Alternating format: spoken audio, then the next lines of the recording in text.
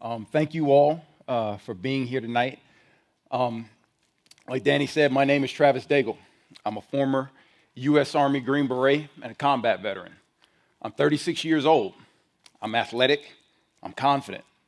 And if you didn't know me well and met me on the street, you might think that I've always been this way. But I grew up in Birmingham, Alabama, a very easily intimidated and very overweight kid. At my heaviest, I was 17 years old and I weighed over 300 pounds. That's the slide that you see to the left on the screen. Teasing and bullying because of my weight had always been a part of my existence growing up. And at 10 years old, the teasing and bullying at school got so bad that it forced me to make a decision. Either this was going to develop me or destroy me. I chose the former. I chose to begin working out at age 10. And from age 10 to 17, I worked out religiously with one simple strategy: work as hard as you can for as long as you can. And for that 7-year period, I fully committed myself, only to see myself get heavier and heavier. Now, the hardest part about that process wasn't committing to changing my eating habits or staying committed to the exercise routine. It was going back to school year after year and facing the bullying and the ridicule for the weight that I was trying so desperately to lose. One incident sticks out in my mind. It happened on the first day of my freshman year in high school. It was lunchtime. I was sitting in the cafeteria, eating my lunch and minding my own business, when I noticed a young lady headed in my direction out of the corner of my eye. She was visibly upset. And as she got close to me, she proceeded to cuss me out loudly in front of the entire lunchroom, drawing everybody's attention to us. She let me know in no uncertain terms that she thought that I was fat, ugly, and disgusting. You see, a friend of hers across the way told her as a joke that the fat kid, me, has your phone number. He likes you. He's going to call you later on tonight. She didn't think this was funny. Of course, at that point, I didn't think it was funny either. But the table of upperclassmen nearby, they thought it was hilarious as they pointed and laughed. It's burned in my memory. The guys sitting next to me were kind of in a state of shock. They were freshmen too. They looked at me and they said, "Travis, are you okay?" And I looked back at them and I said, "I'm good." Back then, whenever anybody asked me how I was doing, I always said that I was good. Later on that day, I spent some time in the bathroom at home looking at my reflection in the mirror. And as I choked back tears, I said to myself, "Travis, this painful thing that happened today, this is a good thing. And it's going to be fuel that makes you better." 3.5 years later, better finally came. I was finally able to change my eating habits in my senior year of high school. I ended up losing 80 pounds in the 8 months before heading off to college in Houston, Texas. I figured I'd leave behind Birmingham and all those painful childhood memories with it. None of that was useful to me at the time. After graduating college and spending a brief period of time in corporate America, I decided in 2007 that I wanted to join the United States military. Of course, we were full force in Iraq and Afghanistan at the time. And I chose to try out for U.S. Army Special Forces, or the Green Berets. At the time, I was an unlikely candidate. I was 25 years old. I had never been a great athlete. I had never been on a hike. I had never been camping. I had never shot a gun. And I didn't know how to swim.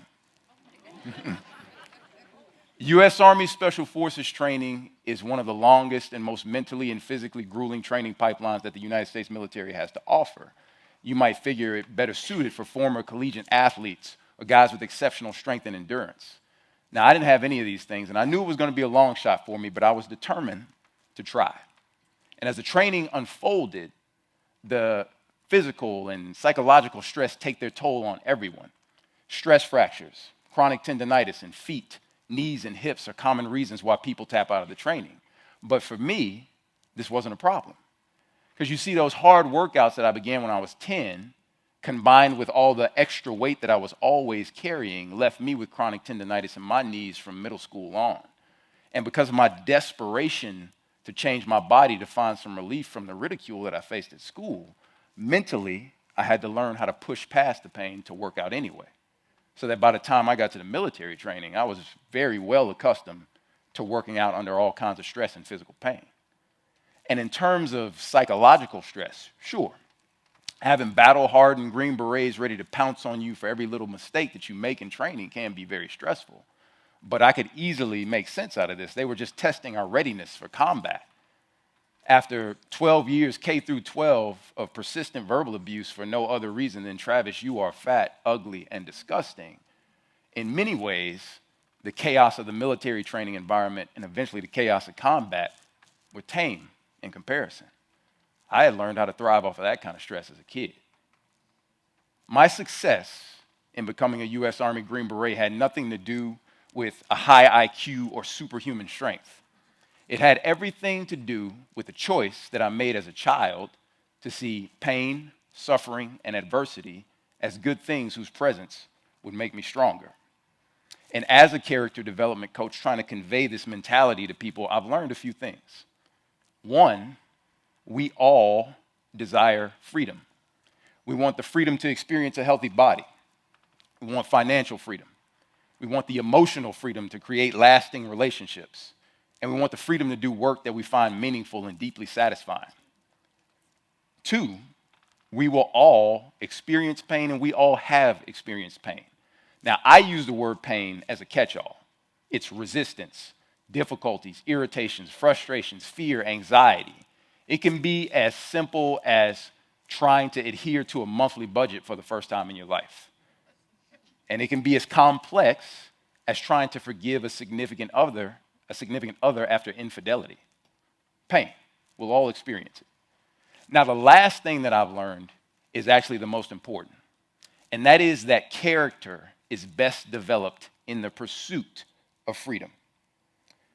When I was a kid and I would watch action movie stars on TV or athletes on TV, I would say to myself, if I just keep working hard, maybe one day I'll be like them and people will respect me. And though it was underdeveloped, this was my vision of freedom at the time. And it was something that I held on to tightly, especially on nights where I was crying myself to sleep, asking God why my peers and my teachers even sometimes treated me so poorly. And it was holding on to that vision that got me through those pain points.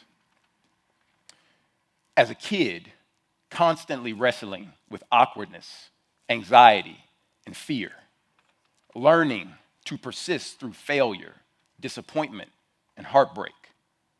This developed in me self-discipline, humility, empathy, grit, courage. The process of overcoming childhood obesity and all its challenges was so valuable to me because it developed my character. I could stand on this stage and tell you stories like that first day of high school all night long. And though many of those experiences were incredibly painful, today I'm grateful for every single one of them because they helped me to develop the right perspective on pain and suffering, which seems to be an inevitable part of life. So, my encouragement to all of you in this room is that if you want freedom, which I am certain that every single individual in this room wants, then learn to understand pain as a necessary part of acquiring freedom, because wrestling with it gives you the strength to sustain freedom when you get to it. Because, as I said, in life, pain is inevitable, but who we become because of pain is a choice. Thank you.